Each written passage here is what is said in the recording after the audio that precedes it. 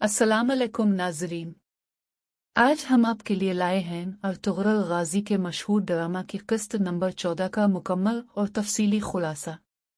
यह किस्त सिर्फ एक कहानी नहीं बल्कि ईमान, वफादारी और इंसाफ के उसूलों पर मबनी एक सबक है, जहां अर्तुगरुल को दुश्मनों के वार के साथ साथ अपने ही लोगों की गद्दारी का सामना करना पड़ता है। चलिए शुरू करते हैं ईमान और आजमाइश की इस किस्त का सफ़र। किस्त का आगाज का कबीले की खामोश रात से होता है। हल्की सी हुआ खेमों के पर्दों को हिला रही है। ख्वातीन अपने बच्चों को सुलाने में मसरूफ हैं, मगर मर्दों के दिलों में एक अनजाना खौफ है। पिछली किस्त में दुश्मन की साजिश ने कबीले की बुनियादें हिला दी थीं। अब अर्तुगरुल सोच में गुम है। क्या दुश्मन बाहर है या हमारे अंदर छुपा हुआ है? वो अपने खेमे में बैठा सुलेमान शाह की तलवार उठाता है और खुद से कहता है, मेरे बाप ने कहा था, हक के रास्ते पर चलने वाला कभी तन्हा नहीं होता। लेकिन तन्हाई की कीमत बहुत बड़ी होती है। इसी वक्त बामिसी खेमे में आता है। इसके चेहरे पर परेशानी है। वो बताता है कि कुछ सिपाही रात के वक्त कबीले से गायब हो गए हैं। अर्तुगरुल के चेहरे पर सख्ती आ जाती है। वो समझ जाता है कि कोई ना कोई गद्दार अंदर मौजूद है। अगले ही मंजर में अर्तुगरुल, तोरगत, बामिसी और दोगुन जंग की तैयारी कर रहे होते हैं। दुश्मन करीब है, मगर इस बार उनकी जंग सिर्फ बाहर के दुश्मन से नहीं बल्कि अपने अंदर के शक और खौफ से भी है। तोरगत कहता है, अर्तुगरुल भाई, अगर हमारे ही लोग दुश्मन के हाथों खेल जाएं तो हम कैसे बचेंगे? अर्तुगरुल जवाब देता है, ईमान रखने वाले कभी हार नहीं सकते, चाहे पूरी दुनिया उनके खिलाफ हो। उनके चेहरों पर ईमान का नूर और दिलों में आग है। फिर वो अपनी तलवारें उठाते हैं और अल्लाह अकबर के नारे लगाते हैं। पूरा कबीला उनके साथ खड़ा होता है। ये मंजर ईमान, इत्तेहाद और अज़्म की एक खूबसूरत झलक दिखाता है। उधर हलीमा सुल्तान के खेमे में एक अजीब सा सुकूत है। वो चांदनी रात में अर्तुगरुल की तस्वीर देख रही है।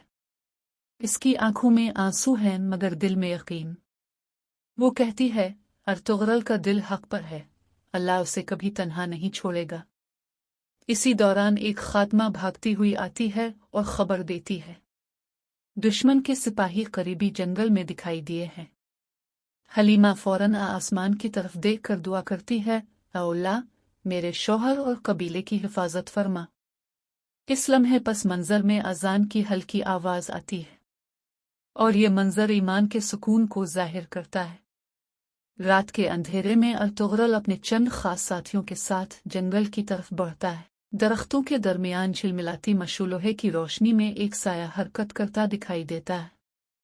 अर्तुगरुल खामोशी से करीब जाता है और एक आदमी को पकड़ लेता है। वो वही सिपाही होता है जिस पर सबसे ज्यादा भरोसा किया जाता था। अर्तुगरुल गुस्से में कहता है, मैंने तुझ पर यकीन किया, मगर तूने कबीले को बेच दिया। गद्दार कहता है, मैंने ये सब अपने खानदान को बचाने के लिए किया। अर्तुगरुल जवाब देता है, जो ईमान छोड़ दे वो किसी खानदान को नहीं बचा सकता।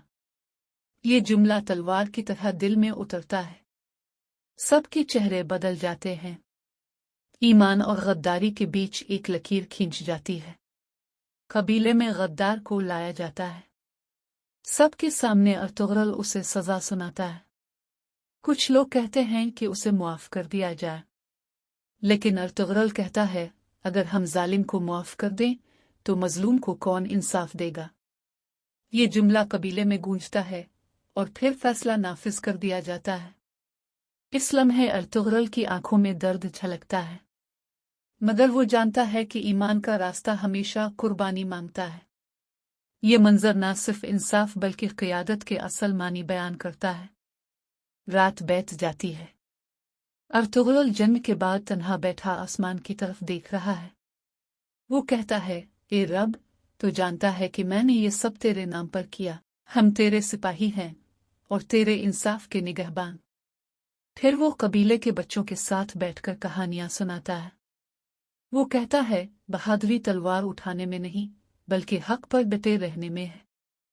ईमान की सबसे बड़ी जंग अपने नफ्स के खिलाफ होती है। یہ الفاظ سنتے ہی پس منظر میں اذان کی آواز گونجتی ہے اور کیمرہ آسمان کی طرف بڑھتا ہے جہاں چاند پوری آب و تاب سے چمک رہا ہے۔